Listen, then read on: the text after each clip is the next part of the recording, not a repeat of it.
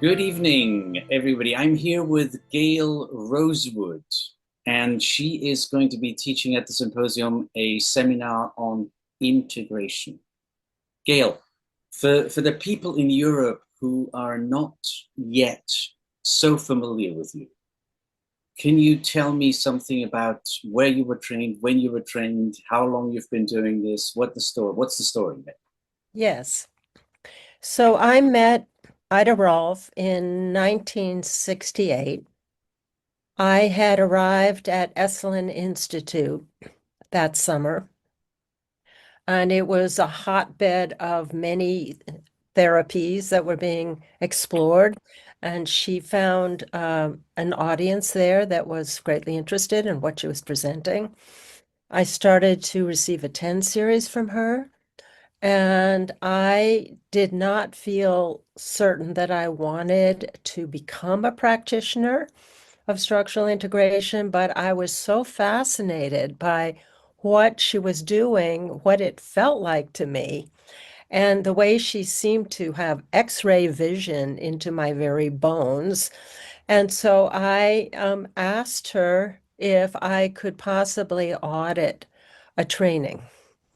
And little angels must have been on my shoulder because I think if I had asked her to train a 21-year-old, she would have said, "Why don't you go grow up for a few years and see if you're still interested?" So my first training with her happened out of LA in 1969. And Peter Melchior was practicing, Judith Aston was practicing, and Emmett Hutchins and Mary Bond and I were all auditing, Wow. as well as a few other people. And towards the end of the training, Ida Rolf asked Judith Aston to teach the first Rolfing movement class. And then she turned to me and she said, "And you go study with her." So I did that. So I came out of the training and I continued for about once a year, for about 5 years at least. I was also continuing to follow Judith Aston's development of the work, which was also incredibly helpful for me in terms of seeing movement, seeing functional habit patterns, and understanding the importance of them. So that's my background. So effectively, you've been doing this work for more than 50 years. Yes, I have. When was your 50th anniversary? Do you remember that? Well, it would have been in 2018, I Oh, think. wow. Okay. Yeah, I know. I know I've been doing it longer than Ida. Gail, Yes. you chose as a topic for your seminar, you chose the term integration. Can you tell us a little bit about why that is important to you and how you see integration in the in the term structural integration it appears. So what is important about integration? So the first thing I want to say is the backdrop of where things were when I began this journey in 1968, 69. It's hard to put into a framework what a pioneer Ida Rolf was, her vision for her work, and how unprepared, um, how her students had a lot less sophistication than what has come along in our culture at this time. So over the last 50 years, there's been an amazing proliferation of self-help techniques and manipulation techniques that have gotten way more sophisticated. And people really have an appetite for self-care that it wasn't the same back then. So Ida Rolf had her hands full. She was just trying to get her students minimally competent to do a 10 series in her training. And she did have faith that if they were diligent and they studied the results of their work and took before and after photos and looked in on it, that they would continue to get better at what they're doing. So the reason why I picked integration is because beyond competence of a 10 series, and over these years, I have continued to inquire into what helps um, what helps clients find their own agency and their own ability to take this work and take it back into their life. And it's more than being a skillful manipulator. So I'm going to read a definition, my definition of integration, because trying to put it together, I don't trust myself in the complexity of it. So bear with me. I'm going to read this.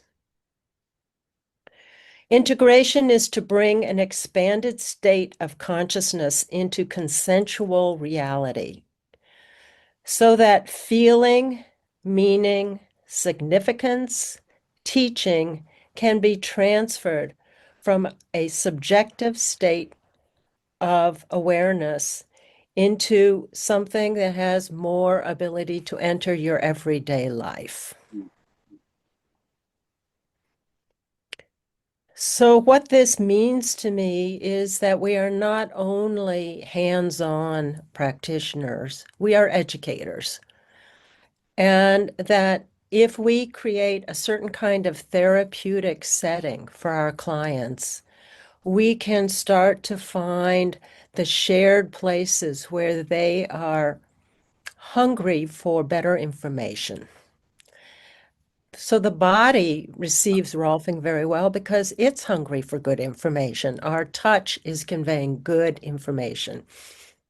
And this is a very ambitious one-day workshop, but I want us to look at various tactile ways that I'm tracking how the manipulation of the session is integrating through and noticing where it might not be so that I'm tracking the coherency of my input into the person from beginning to end. So I want us to look at that very practical at the table assessment.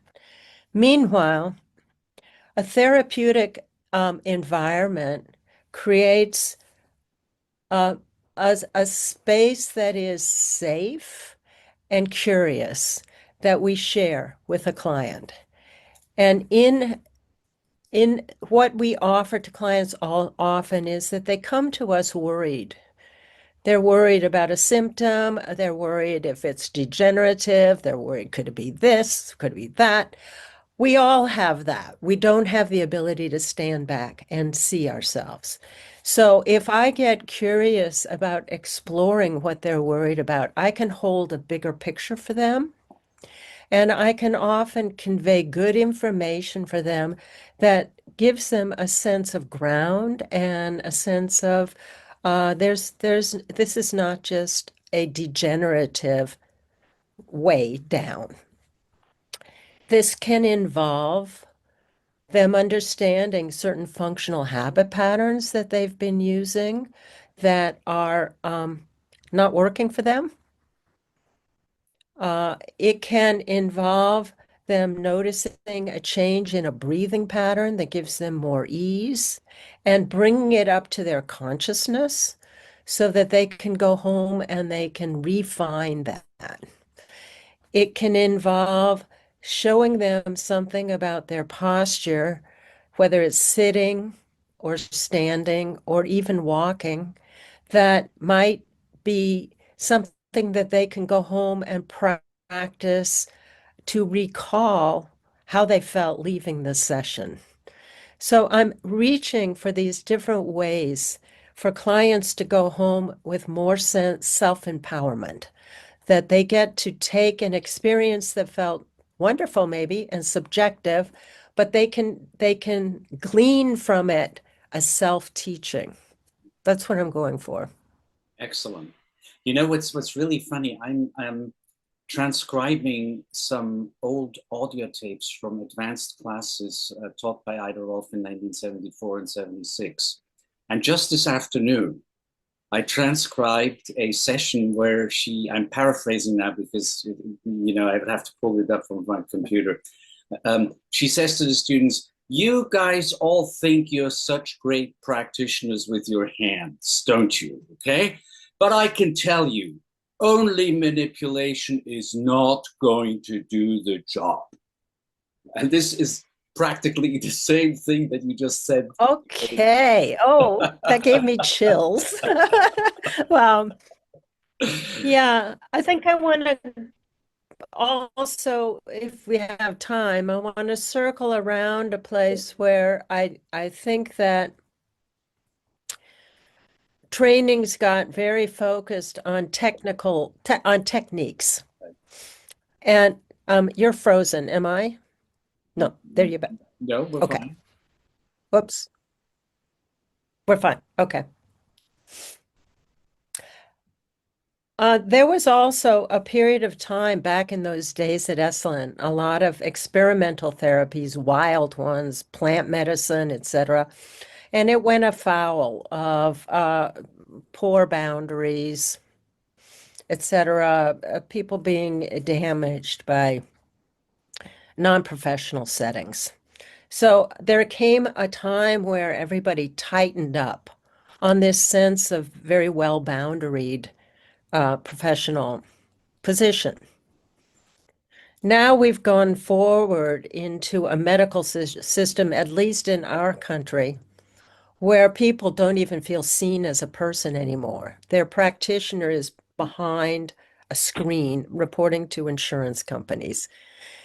We have the option to provide something very special and very therapeutic when we meet our clients with more of a feeling like sharing a meal with them. Where do we find our mutual interest here? What are you curious in? What are my thoughts about that?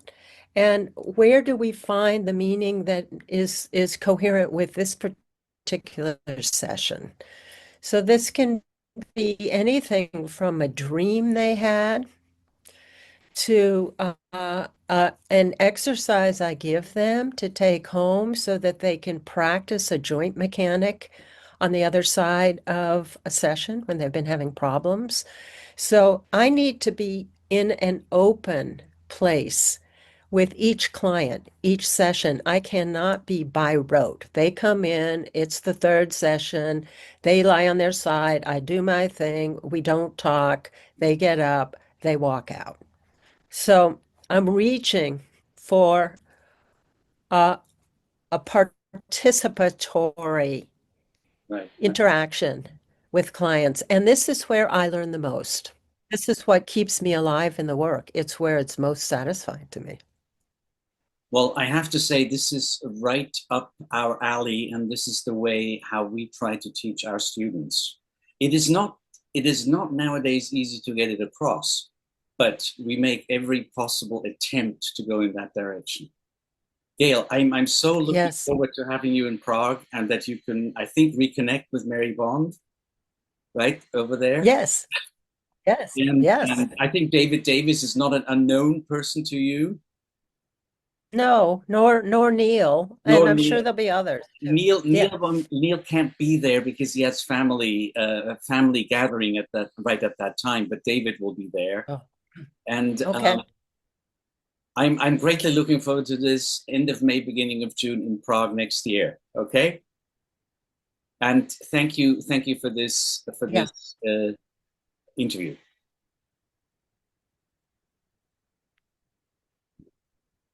Yeah. I think Okay. Me too. Me too.